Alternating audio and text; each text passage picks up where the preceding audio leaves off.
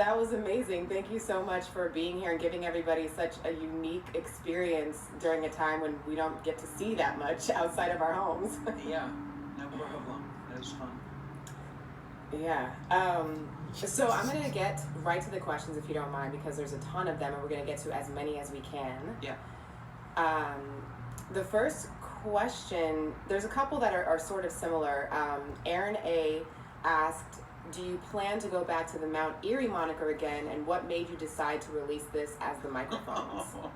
I made this very long album about band names because I think that's silly to focus so much on band names. Yeah. So I don't want to have a name. If there was only a way to not have a band name, that would be ideal, because it's just frosting is my answer. Yeah. But which I mean, like, it doesn't matter. But yeah, probably this is the last Microphones album, but it doesn't, but who cares? I'm gonna keep making music. Yeah. Awesome. That's kind of like why Prince maybe did the symbol for a minute. Which again, like, kind of backfired. It just made people talk about it more. Right. We still got to figure out the right way around it. I don't know if there's a way. Super Ultra Mike asks, has the pandemic affected you artistically? Like, has inspiration been harder, or has solitude been comforting for you? Yeah, it's been a really productive pandemic. I've been really busy, and I've had lots of ideas, so I don't know what the deal is with that, because I've also been, like, solo parenting, so I've had less time, but been really inspired and busy. Amazing. That's great to hear. And Lucas is wondering how your interest in experimental recording has changed over the years. It's still I'm still interested in experimental recording. I still never want to do things the same way twice. So, yeah, I want to keep experimenting forever. Awesome. There is someone who's visiting Anacortes, I'm not sure how to pronounce it, and Mount Eerie tomorrow, and they're wondering where they should stop by, if you have favorite places in Olympia or Anacortes.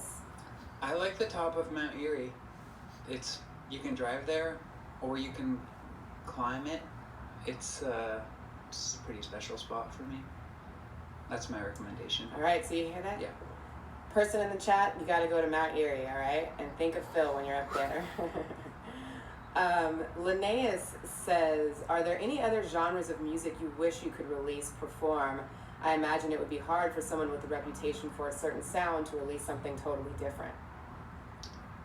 It's not hard. I mean, I feel like I'm allowed to release whatever I want, or I give myself the permission to. And so, yeah, I always want to make music. I don't listen to that much music that sounds like what I make. So I listen to lots of more ambient music or drone-y stuff. So I want to listen to more, or I would like to make and release more of that in the future. Probably. Are there any artists that come to mind that are some of your favorites? No. Sorry. That's fine. Whenever someone asks me something like that, I can't think of any artist either. Well, yeah, I like so many things, and I have a mental thing where whenever I try and narrow something down, I feel like, oh, I'm omitting so much, so I'd rather just not. I'd rather just... Absolutely. Tim at Music says, how can you pour your heart out in a song like Seaweed and then sing it in public without totally melting down? Yeah, it's weird, huh? I just close my eyes and pretend no one's there, pretty much. It's like a intentional self-deception or something. Yeah. Rob Hunt asks, how has your music influences bled into your music making process? Are you ever thinking, how would this artist approach the song instrumentation, or is it more natural than that? Yeah, it's more natural than that. It's more instinctual. It's more like, like it's like pre-language even. I feel like when I'm when I'm recording or thinking about how songs are put together, it's just like I hear the sounds and I make them. I don't even put them into words anywhere in that process. That sounds so like a lot of hot air, but that's really that's how it is. And like I hear the music that I want to listen to, and so I like do the steps that are required to make it. Yeah, I mean that makes sense. Yeah. But yeah, no, other artists, like to answer the question, no, other artists aren't really part of that, usually. Mm-hmm. Cool. This one is a deep question. Tessie says, how do you channel your grief into your art and have it be honest to what it is? I recently lost a lot of people in my life, and it's my eternal question. Yeah, it has happened in my life that I've like grief has entered into the music, but it wasn't like deliberate or premeditated. It just happened. I don't know. But music for me is like sort of processing what's going on in my life. The words part is, or like the thing I'm trying to communicate, and sometimes there are words to it. Often there are words to it, but and yeah, so for a few years there, it was like a lot of grief, and that still kind of hangs a little bit, but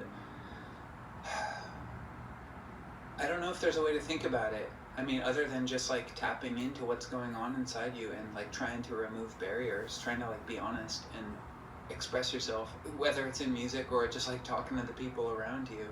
It's something that goes beyond art and music. It's just like a life choice.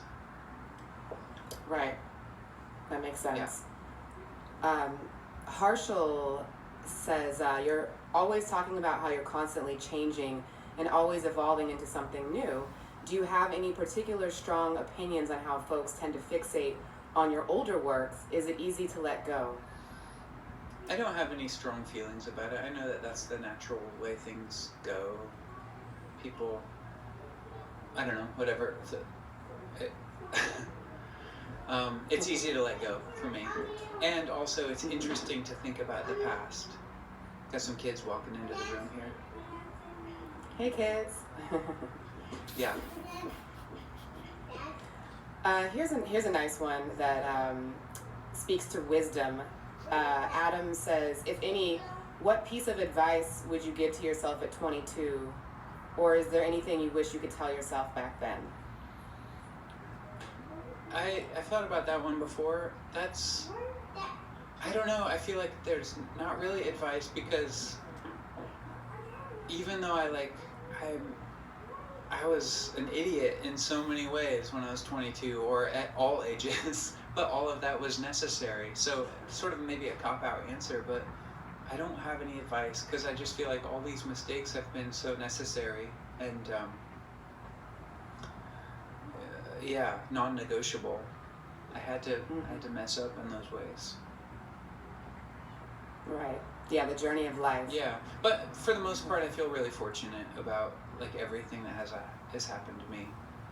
There have been really difficult things, but in a weird way, even the difficult things, I can see them as like beneficial or learning in a way. Yeah. Yeah. Yeah. Yeah, definitely. Just a couple more questions. Omar noted that your lyrics always seem so personal, almost like you're talking to a close friend or sharing secrets, which is a cute way to put it. How do you view the relationship between the audience and listeners of your music and yourself when you write and perform music? It's a weird thing. Yeah, like I said before, when I have to close my eyes to sing those certain songs, or maybe I close my eyes all the time, I don't know. But it's a strange sort of like mental trick. It is my intention to be personal and honest and authentic and sharing, because I don't know, I feel like anything less than that would be, I'm just not into like phoniness. So yeah.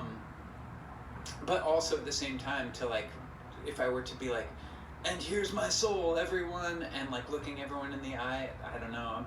That would be too raw. It would hurt. So there's like a mental trick that goes on where I pretend that no one is actually listening to these things I'm sending out into the world. Okay. Yeah, so I mean, I guess a lot of folks would be wondering what's next for Phil. Well, they might be wondering that musically, and the answer is I don't know. I have some ideas, but it's like too early to talk about my ideas. I haven't recorded them yet, and they will change a lot for sure.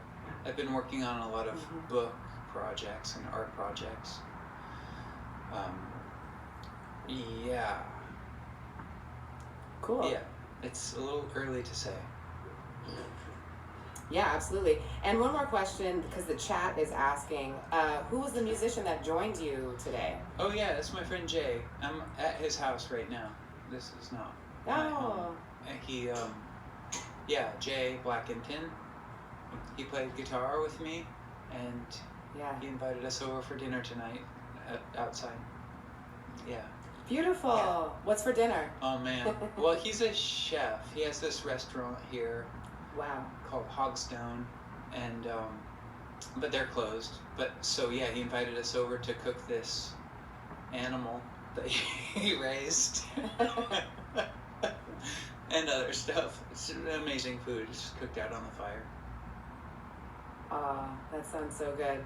Well, Phil, thank you so much for creating this special piece for Bandsintown PLUS, and enjoy your wonderful dinner.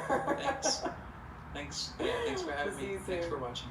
Thank you. Bye. Bye. Well, that was such a special treat for us all this evening. Hopefully you enjoyed it. There's a lot more coming up on Bandsintown PLUS.